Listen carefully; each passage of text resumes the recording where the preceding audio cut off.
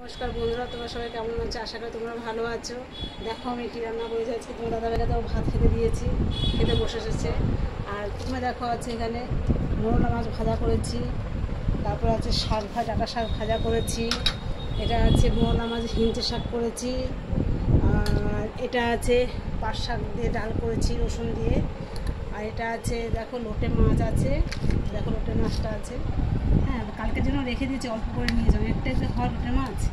আর এটা আছে দেখো লাউ দিয়ে মাছ দিয়ে রান্না করেছি।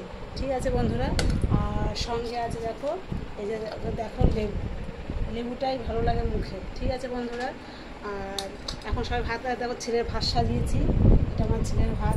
এখন ভাতটা আমি মেখে দেবো ছেলেকে, এই মেখে দিলে ছেলে ভাতটা দুপি খেয়ে নেবে। দেখো ছেলের ভাতটা সাজিয়ে দিয়েছি।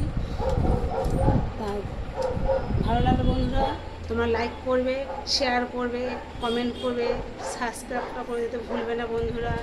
আর তোমরা সুস্থ থাকো, সাবধানে থাকো, ভালো থাকো। রাখি বন্ধুরা, টাটা, গুড নাইট, শুভরাত্রি।